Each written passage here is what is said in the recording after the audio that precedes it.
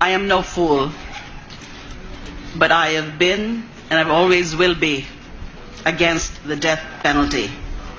Death penalty is wrong on legal, moral, ethical, and constitutional grounds.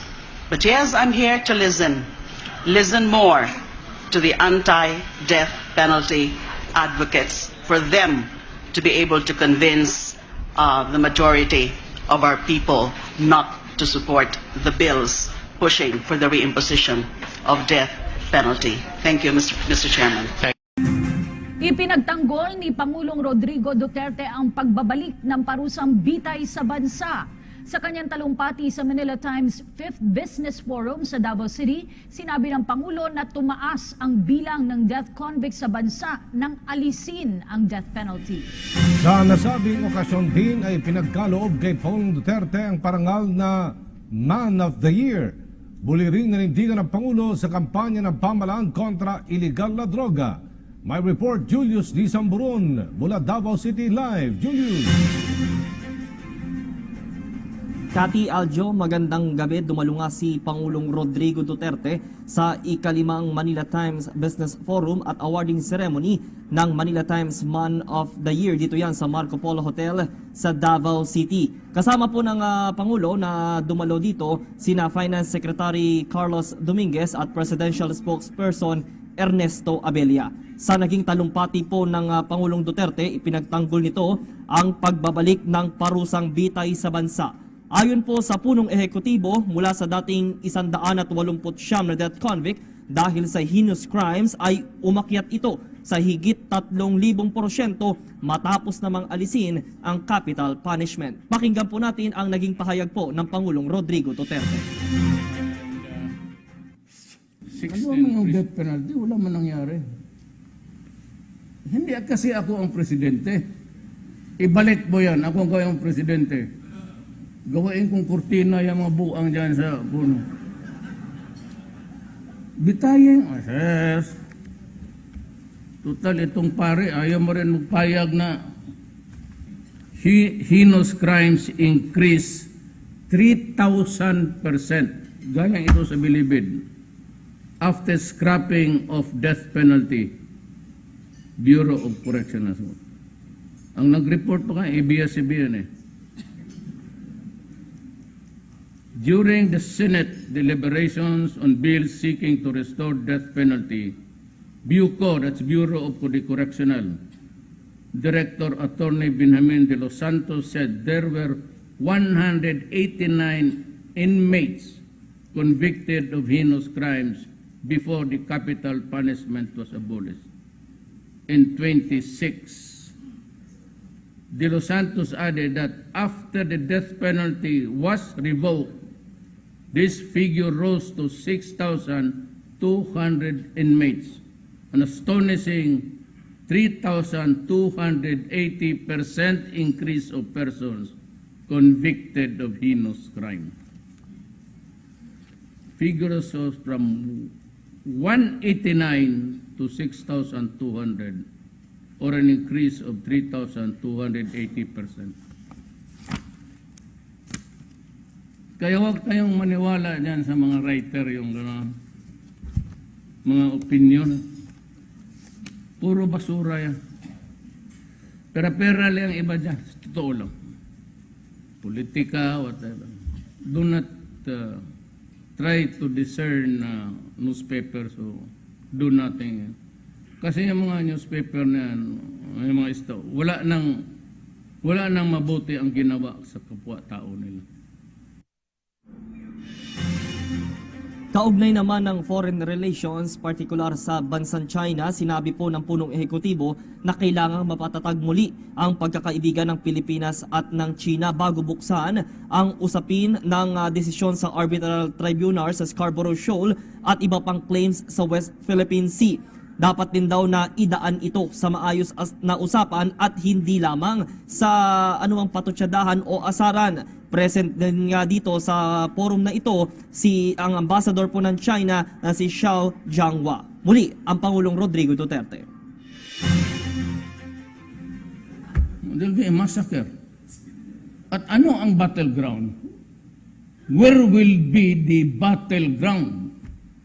It's the Philippines and Palawan will be first to melt down. Tapos gusto nila akong gawing leverage.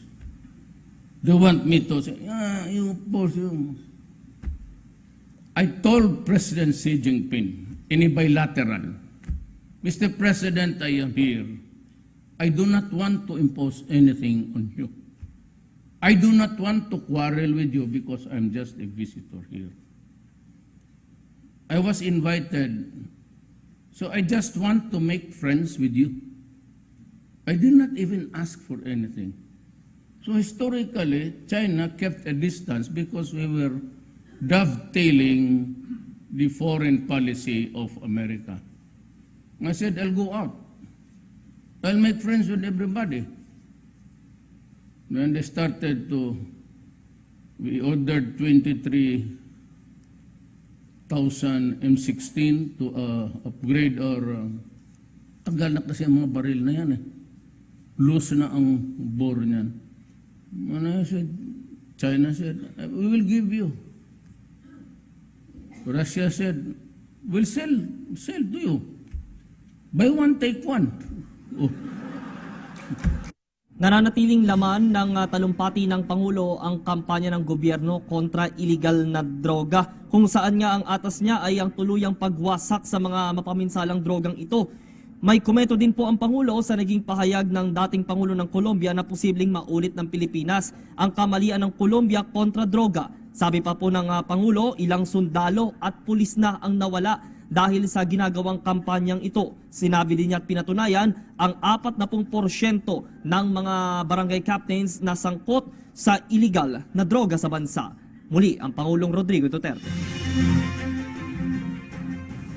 Ito, they just manufacture shabu, first, second, and third shipment, bilyonaryo na.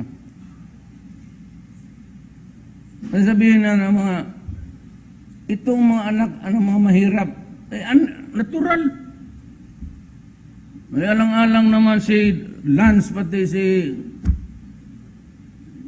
anak ni Lucio Taon magpabili dyan ng sabuk. Yun talagang nandoon sa baba. They are poor, I admit. Everybody is poor anyway. By what right do you have to make it poorer and make them more miserable and in agony? Ano din nakuha ng mga pare, pati mga human rights, pati itong tuntong presidente ng, you must be stupid. Itong ex-president ng Colombia, when Duterte is committing the same mistake, we cannot never be on the same mistake because I am not stupid, you are. Kasi ang Amerika nagbuhos ng bilyon because they were flooding America. All of the supplies of cocaine and heroin came from that country.